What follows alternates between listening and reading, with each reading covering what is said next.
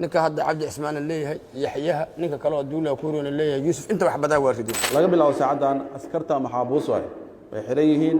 ninkan ay limad yihiin galameesh xabadihii fooqiyadooda ay aruursadeen ka waran dadkaas xisaabtankii ku jiraan arag ragga askarta dhan gudoomiye kulligood waa dambiile gudoomiye kulligood waxa waa qoriyo rideen kulligood arrintan luga ku leeyihiin dan a keeskan ka haysta inay sidaa umar ku furaan conflict of interest jirto dan taliyaha dana keeskan ka haysto ayaga dhan tala keeska haysto maxay ka baqayeen kulligood in la soo raacdo gudoomiye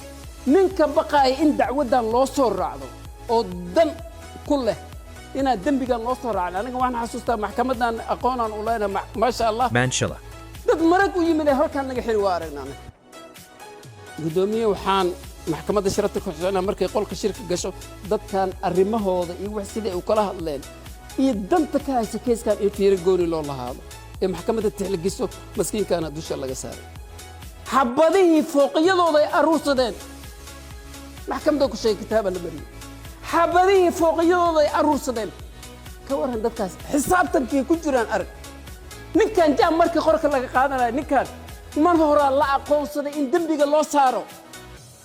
go'aana meeshii lagu gaaray in dambiga loo saaro fooqiyadana waa la aruursaday qorigana waa laga siibay tali saldhig waana carraali yiri ninkii wuxuu yiri albaabka xataa ka meen carrar xataa maahan daahirka Allah naxariista daahir dhawalna iridu soo istaagay taliyaha ninka la soo qabto nafanta ayalkaan ka carray Soomaaliya ha inta galshay inta sidaan ku galnay meeshii marka ka dhacaan ninka hadda cabdi cismaan leeyahay yaxyaha ninka kale oo duula kuurina leeyahay yuusuf inta wax badaa waaridin waan igu horeeyeen ayaga iyo marxuumka ayaga isku dhaw anu gadaashoodan taagnaa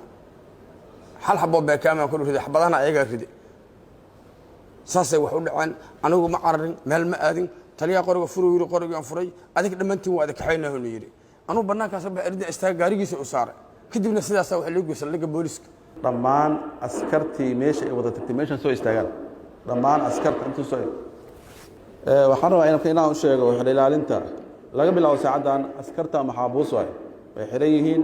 ninkan ay limad yihiin galameesh ilaalinta waxa la farayaa inay soo eedeeyaan